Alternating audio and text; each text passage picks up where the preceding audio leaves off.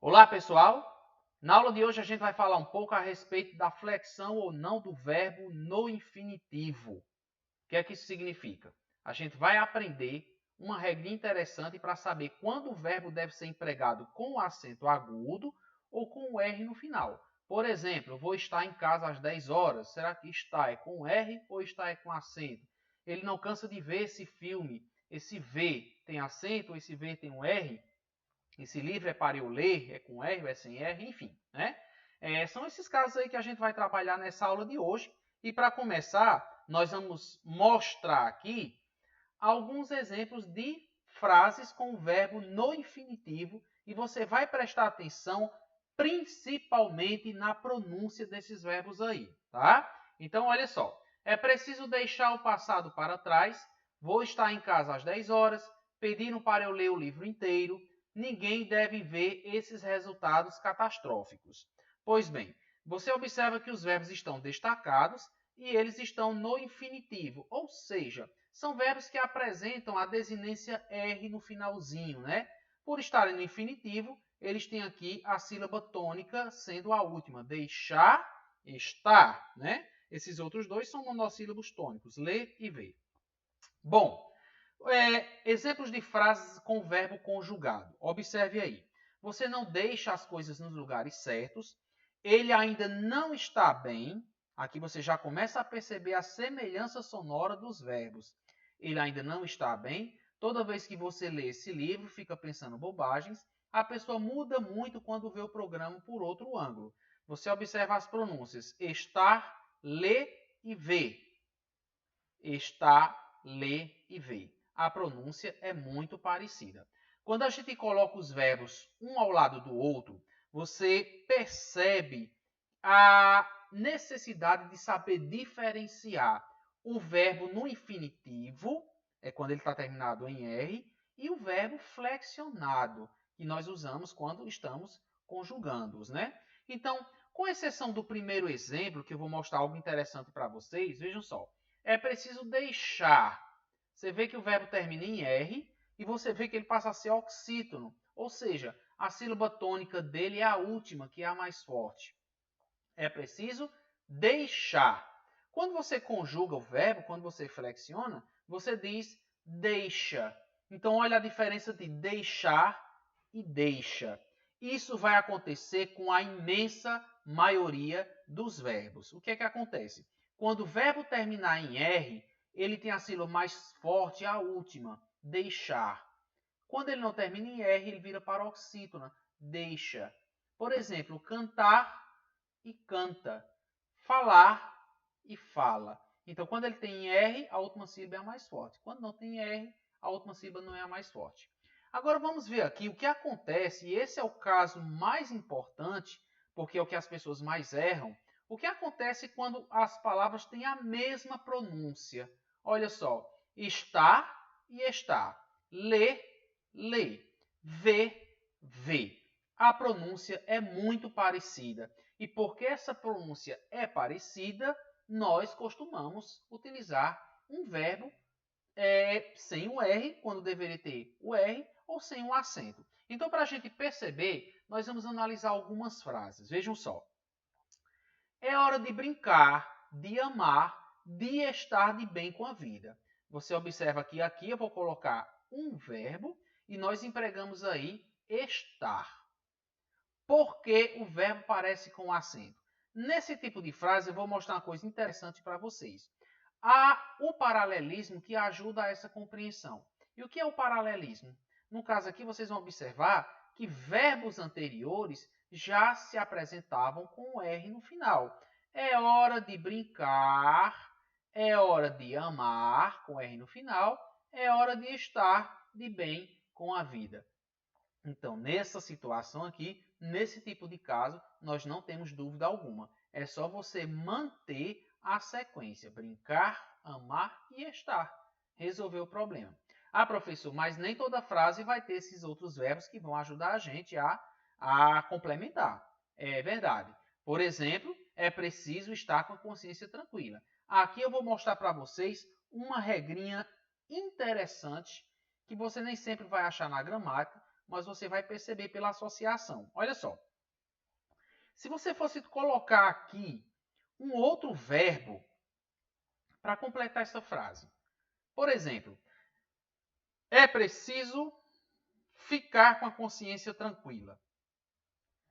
Se você fosse empregar aqui o verbo ficar, o que é que você vai perceber? Que a palavra ficar, ela termina em R. É preciso ficar com consciência tranquila. É preciso continuar com a consciência tranquila. É preciso manter a consciência tranquila. Se você trocasse esse verbo estar por qualquer outro verbo, você ia perceber que ele manteria o R no final. Continuar, ficar, falar com a consciência tranquila. Então, sempre haveria um R no final do verbo. O que é que isso significa? Que, nesse caso aqui, você mantém estar com o R. Roberta, diga-me onde você está. Olha só que eu quero colocar estar nesse espaçozinho aqui. É com R ou sem o R? Então, Roberta, diga-me onde você fica. Roberta, diga-me onde você mora. Roberta, diga-me onde você dorme, permanece, enfim. Qualquer outro verbo que você emprega, você não usa o R no final, porque esse verbo está conjugado. Portanto, nesse caso aqui, você vai escolher o estar sem o acento, porque esse verbo também está conjugado. Essa já era a hora de eu em casa. Já era a hora de eu estar em casa. Já era a hora de eu ficar em casa. Já era a hora de eu trabalhar em casa. Então, qualquer verbo que você emprega, aqui você vai utilizar o R no final. Portanto, já era a hora de eu estar em casa. E aqui eu tiro uma dúvida bem interessante. Muita gente vai dizer, mas professor, tem um pronome pessoal aqui atrás.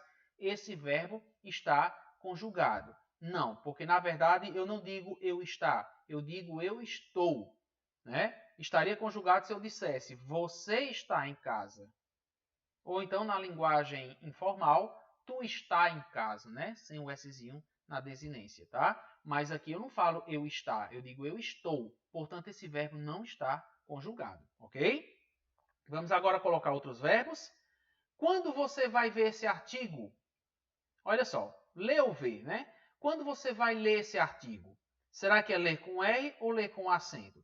Você vai perceber o seguinte, quando você vai ler esse artigo, vai ganhar um R. Por quê? Mesma razão, gente. Tenta fazer aquilo que eu falei. Troca o verbo por outro e percebe se o R se mantém.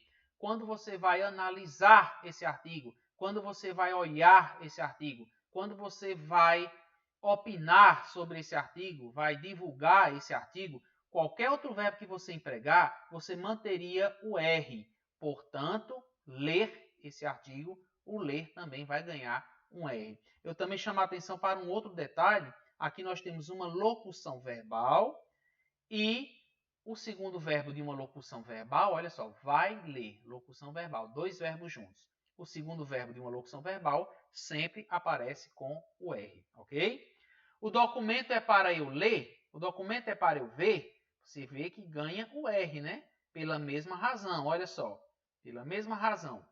O documento é para eu analisar, é para eu observar, é para eu revisar, tudo tem R. Portanto, ler e ver continua com R. Se não for para eu ler, se não for para eu ler, lê tu, vê tu, né? E agora nós não temos mais o R. Por quê? Porque se aqui fosse olha, seria olha tu, analisa tu, comenta tu. Todos eles não teriam R, né? Seria o verbo no imperativo, portanto, verbos conjugados. Então, eu tenho ler no modo imperativo e ver no modo imperativo, né? Vê, tu, veja, você, vejamos, nós, né? A conjugação do modo imperativo.